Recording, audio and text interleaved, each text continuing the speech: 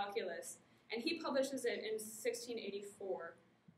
So this leads to this calculus priority dispute between the Newtonians and the Leibnizians, because who developed it first, and it has been suggested that Newton actually stole calculus from Leibniz, just because Leibniz, when you read his notes, there's very clear progression as he develops what the relationship is between this and that, and it's very clear what he is thinking while he's writing. Whereas for Newton, it's just like nothing, nothing, nothing, all of a sudden calculus, ta-da! And I mean, it's entirely possible that's just the way he works, but it's also entirely possible that he stole it from Leibniz. So these guys, neither of them really acted like gentlemen during this calculus priority dispute, but Newton in particular felt very dirty, and he basically leaves, Leibniz dies impoverished and dishonored and bad things. For example, Newton, when he is, later he becomes the president of the Royal Society, and so he personally writes a impartial report by the Royal Society saying that Leibniz plagiarized on Newton. So, yeah, good job, Newton. Scumbag. So, 1668, Newton gets his Master's of the Arts, and in 1669 he becomes the Lucasian Professor of Mathematics, which basically means that he has a job, which he keeps for a long time, and this gives him time and financial support to study things that he is interested in. And so he returns to light and optics, which he had been interested in as an undergrad. So he makes a few important discoveries. The first, well, this isn't a discovery, but Newton believes that light is made of particles. There's this, at the time, most of the people on continental Europe believed that light was waves, right? Waves. But he was like, no, particles. But the thing is that, he has this weird thing, because all the experiments he was doing required light to act as a wave. And so basically he said that light is a particle that acts like a wave, which was kind of convoluted, but whatever. It worked for him, because he came up with the idea that white light is a mixture of various types of light. And again, he used a prism. This is kind of, light goes through it, what's it called? Yeah, thank you. And then you can recombine it with the lens. And so he did a lot of experimentation with this. And so one of the things that he discovered is that color is a property of light, and not a property of objects themselves. If you split light into different colors and shine it on an object, that object is going to shine with whatever color light is projected onto it, and not whatever color that it itself is, because it doesn't have a color, right? So color is a property of light. So another thing that I think is so cool is that he came up with the first reflecting telescope. Okay, so telescopes, there's two different kinds.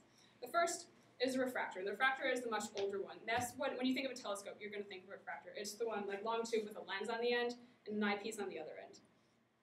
So what happens with these is that, that's his telescope model, the one that he developed, but hold on.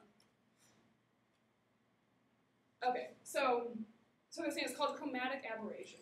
What happens is the light comes in through the lens, and it's bent, right? But depending on, the different wavelengths of light are bent at different angles. So what you get is when you have 100 different focuses over here. Foci, you have 100 different foci over here. And so, for the eyepiece, where should you put it? Do you want to get the red light or the blue light or something in the middle? And so this was a problem. And they're like, well, crap, what should we do? So they came up with a reflector, which is based on a mirror, not, what's it called? I'll draw it for you. So with a mirror, here's the light comes in this way, and you have a mirror at the bottom that reflects it off, right? Reflecting.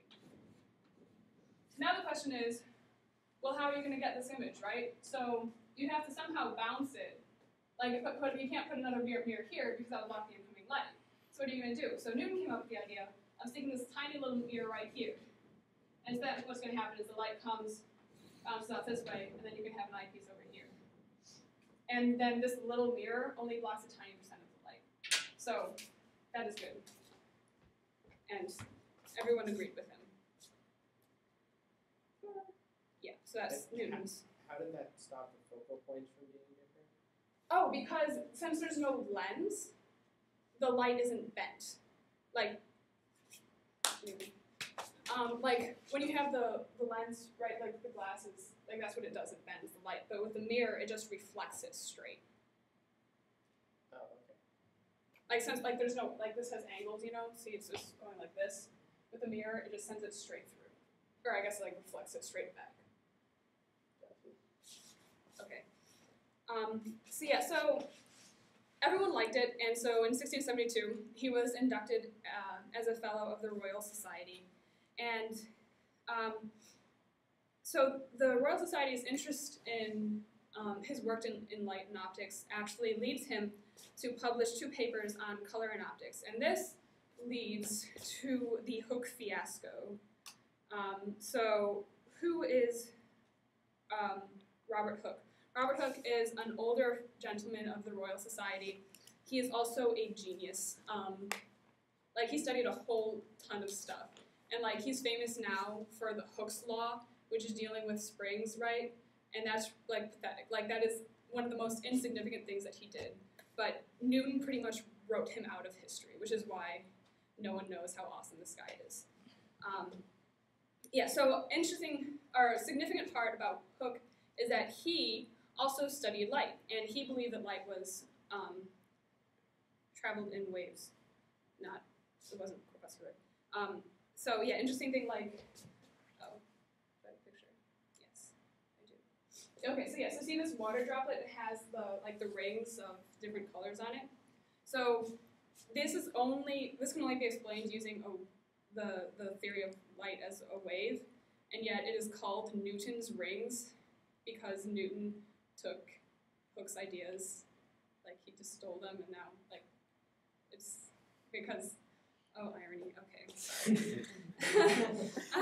So anyway, so Newton he takes a lot of Hooke's ideas and uses them as the foundation for his own work. And while this wouldn't exactly be a problem, he doesn't give Hooke credit basically. And Hooke is a little pissed about this. So basically this escalates into this huge fiasco. Like, public. It's really public and everything. No one's happy. And the Royal Society is basically forced to step in and be like, okay, guys, you have to straighten this out because it's embarrassing. And so they do this through an exchange of letters.